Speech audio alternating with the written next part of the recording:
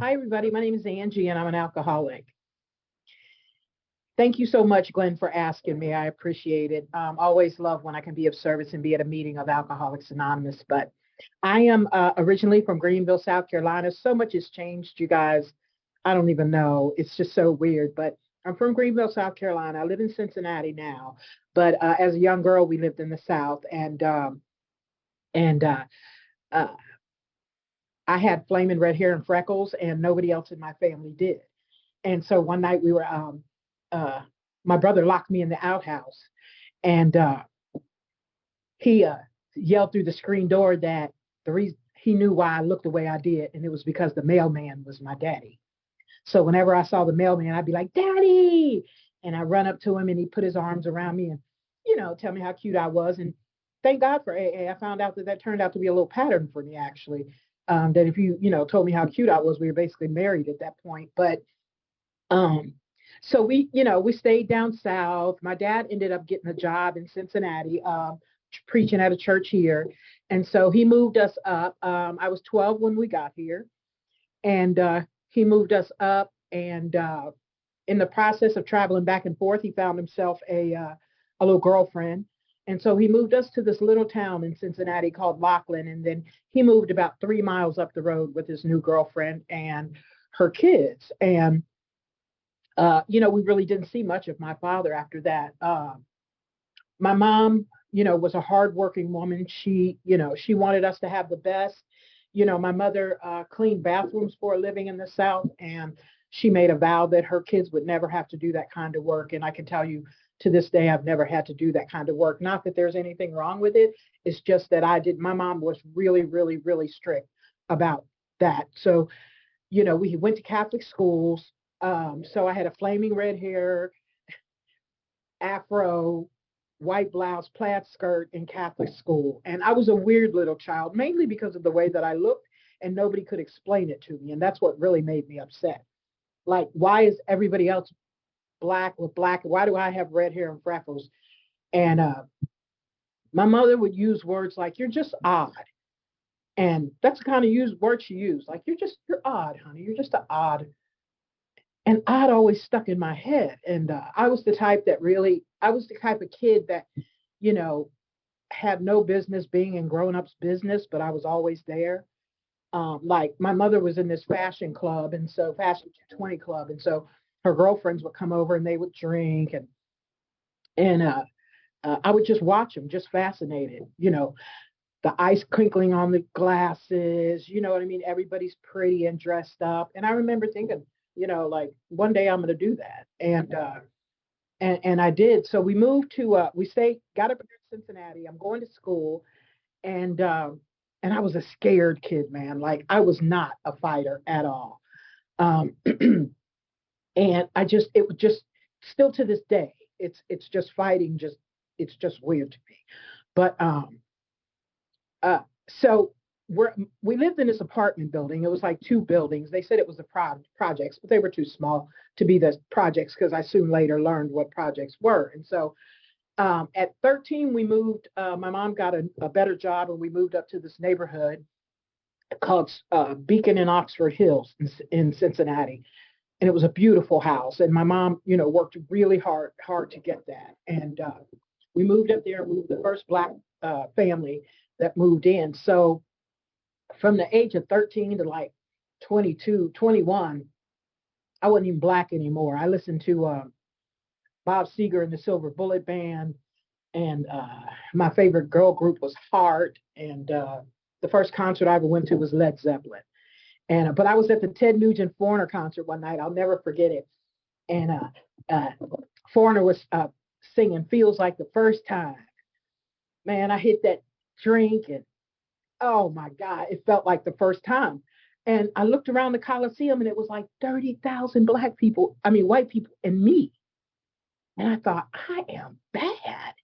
And so I just started hanging out. And my whole world was, rock and roll and music. And my friend Rebecca gave me a drink at the age of 13. And and I knew it was Boone's Farm apple wine. I knew that when she told me how to open up that bottle, to hit the bottom and tear the top off, you know, tear that off and you just drink it as long as you can. And I was like, okay. So she gave me mine. She drank hers.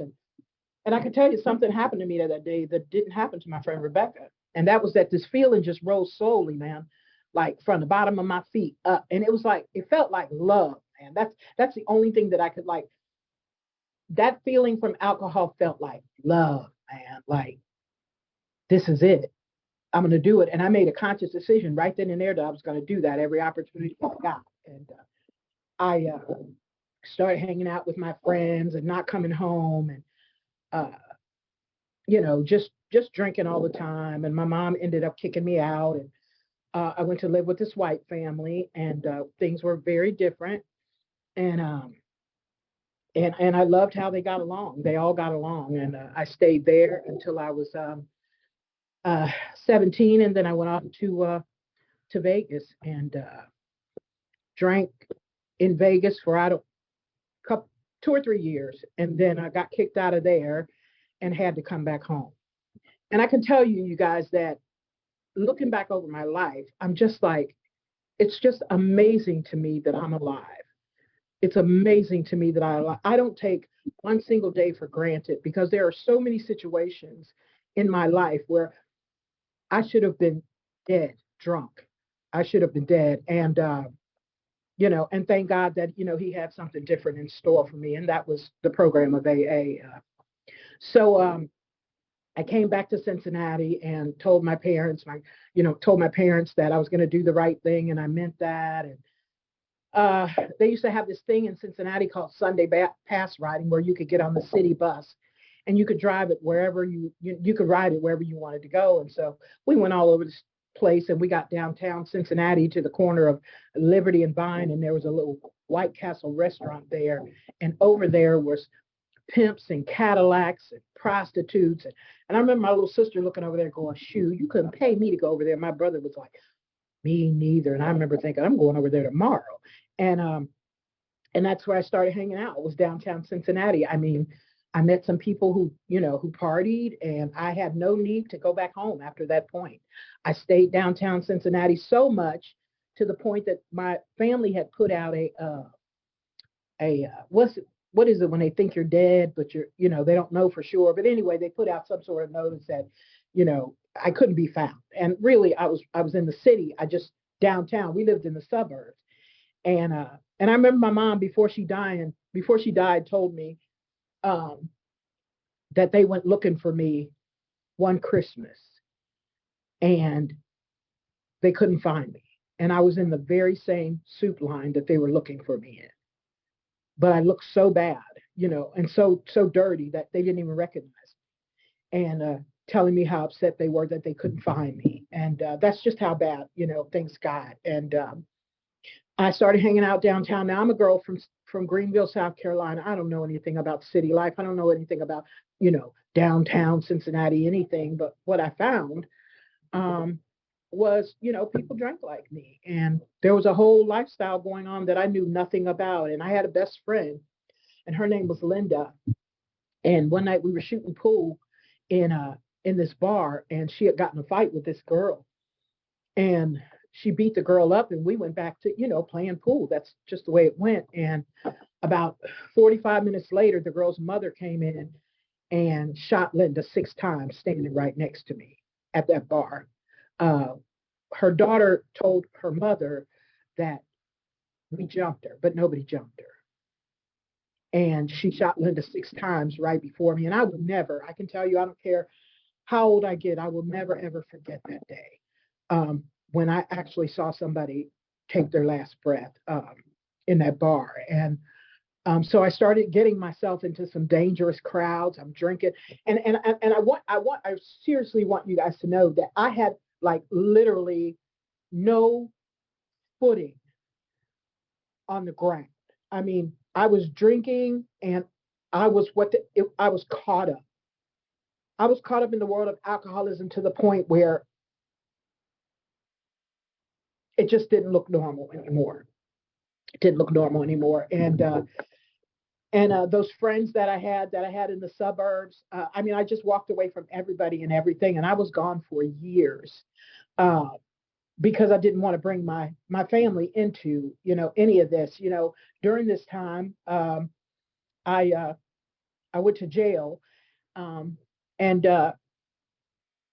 I met these three guys, no neck, greasy feet, and tie dye, and they told me that they could teach me how to make some, really quick money. So what they did was they bought a girdle and they took me into a department store and taught me how to boost steel, if you will. And whenever we did it, we always did it together. And we'd sit at the bar and we drink, and then we go, do whatever, steal, and make money and drink some more. Excuse me. Oh my gosh, excuse me, and drink some more.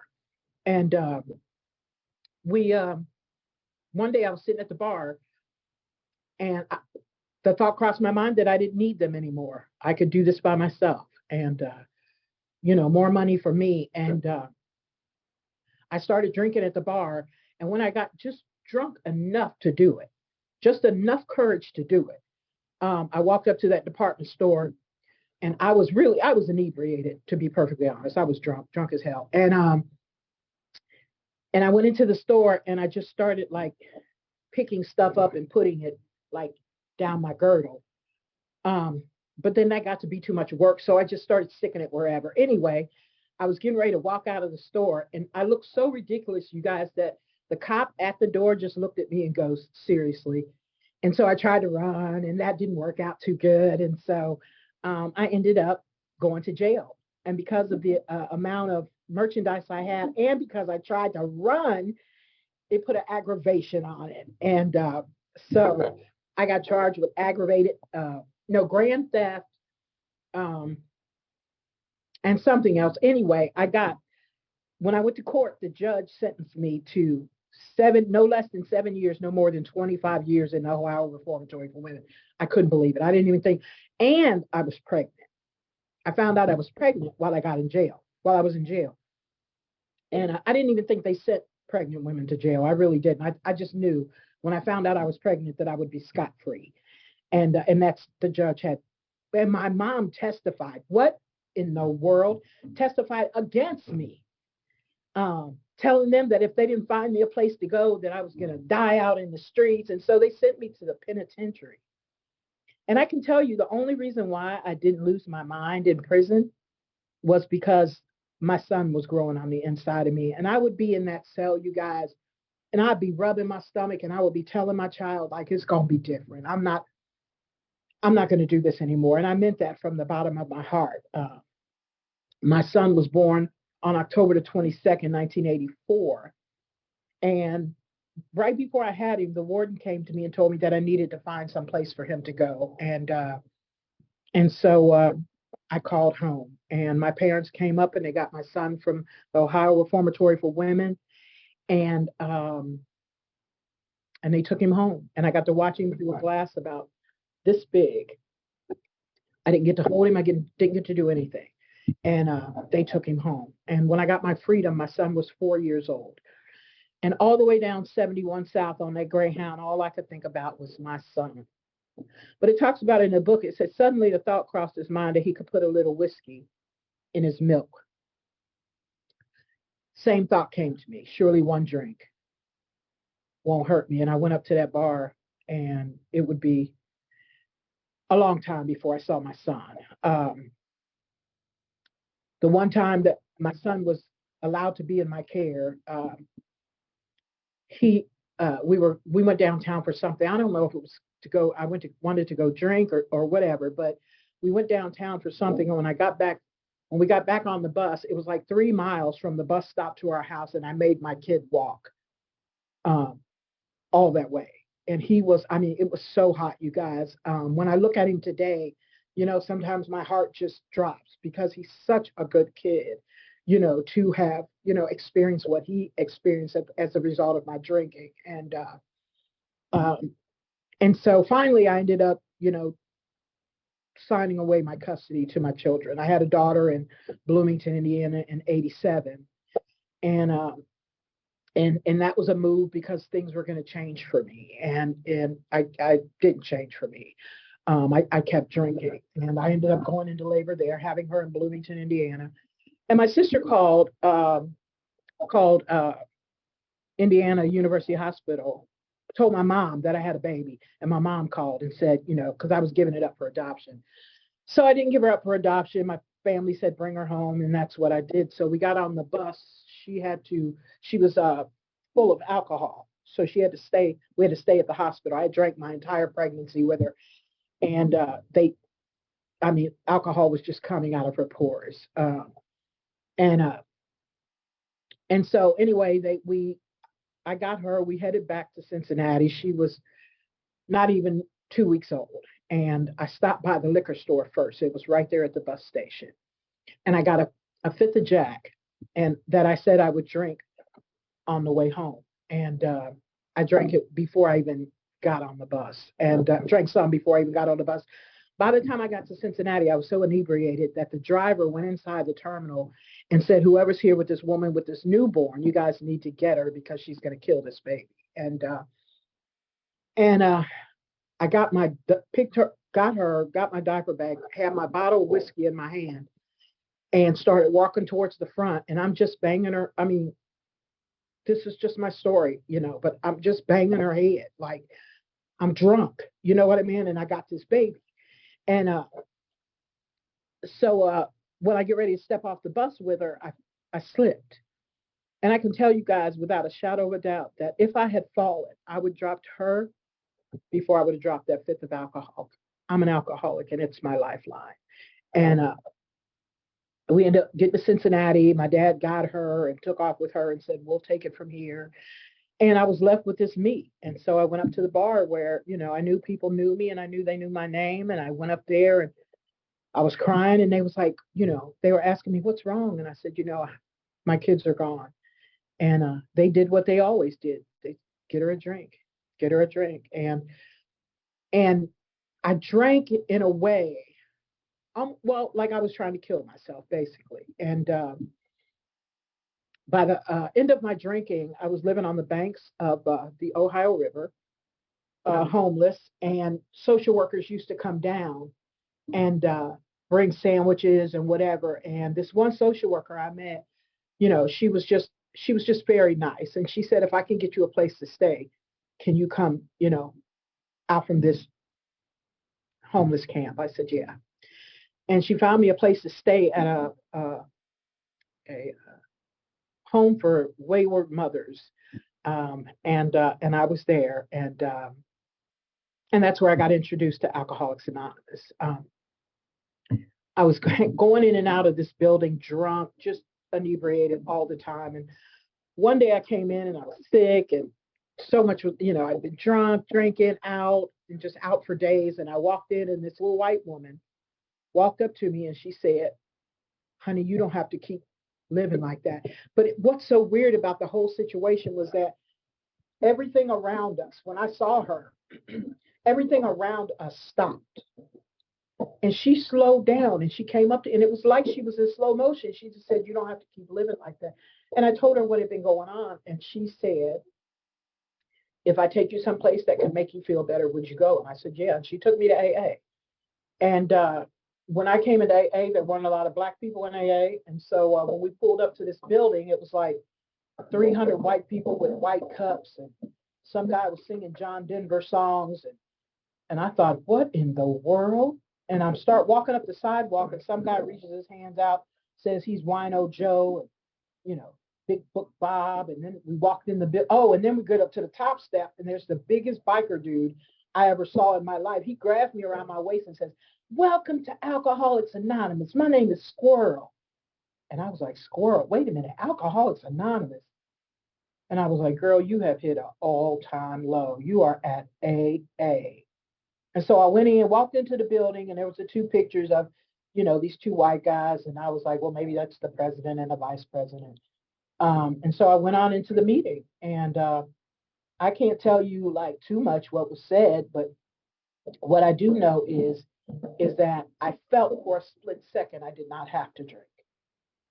And I stayed around the rooms for a while, and just loud mouth, and, everybody's betting on me, when I'm going to drink. And I stayed around for a while. And then one day I was at the Wednesday night meeting, and they were talking about God using them as an instrument. I said, you know what? I think God using me as an instrument too. I think He want me to go find some black people and bring them into AA. And I was like, you know what? I think I will. So I stayed around and went to meetings, sponsoring people, doing the whole shebang. And one day I was at the Wednesday night meeting and they said, were there any announcements? And without any like thought or whatever, I just jumped up and said, look, thank you very much, for all the information in the big book. And I hope you guys know that alcohol is bad for you. But yeah, I'm going to go on up out of here. And hopefully you guys, I'll see you out in the world or whatever.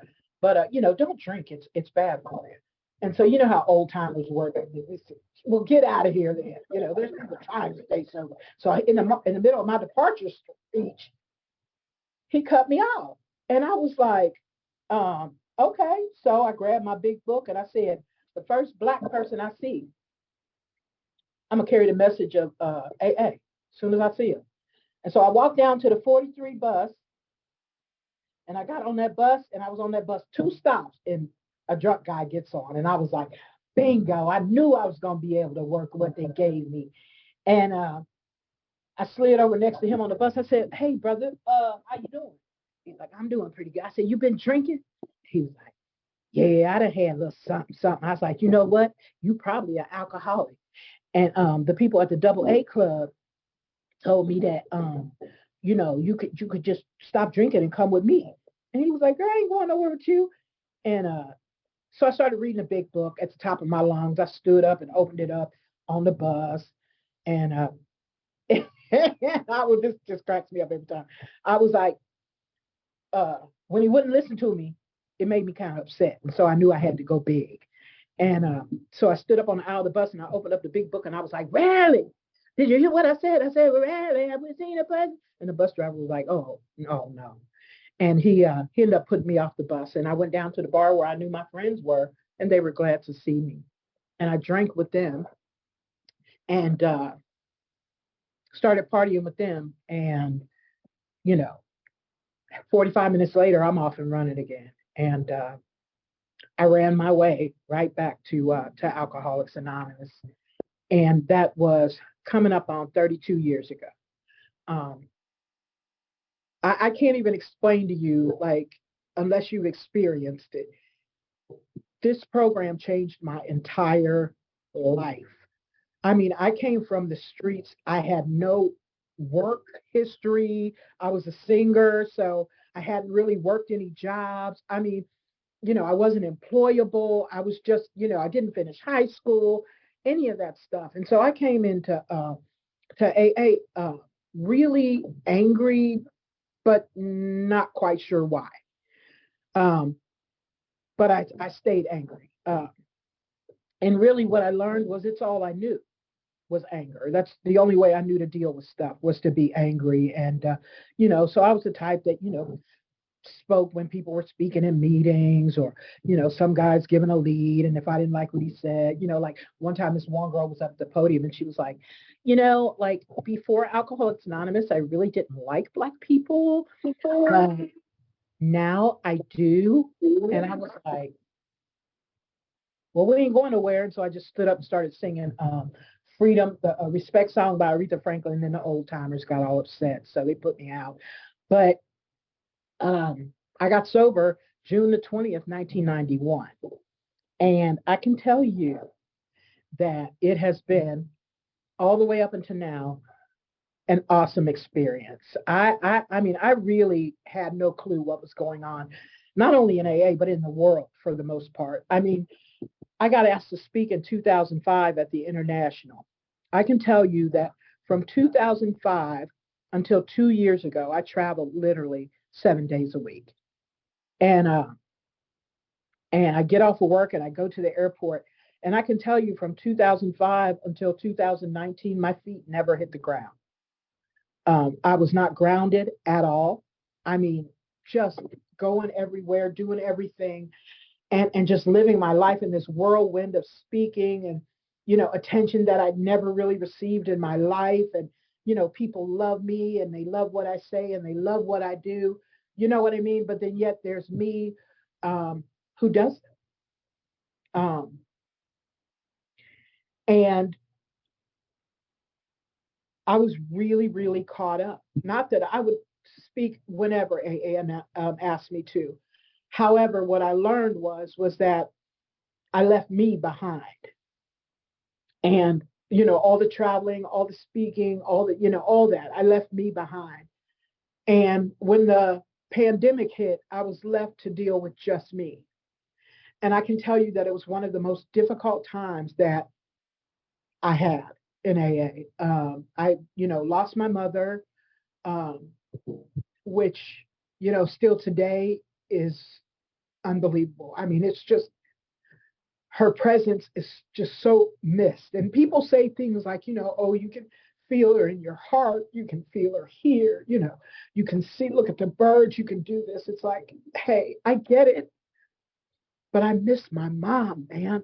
Like, I get that. I get all that you guys are saying, but there's a part of my heart that has been torn apart. And if you haven't lost a mother or a parent, you know what I mean? That's hard to deal with. And then shortly after that, I lost my father. But let me tell you what didn't happen. I didn't drink.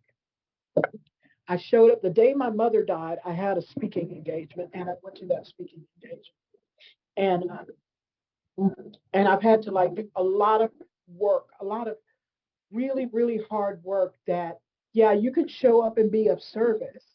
But if you're not, and like the book says, you can't transmit something that you don't have.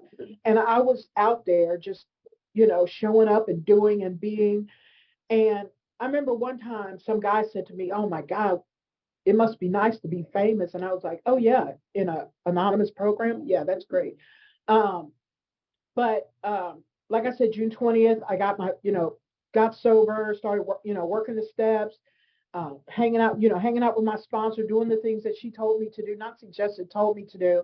And I did them. And the biggest thing that I can tell you guys today is I don't struggle with anything except for the loss of my parents. I struggle with that. Um, yeah, I struggle with that. I mean, there's just me now. And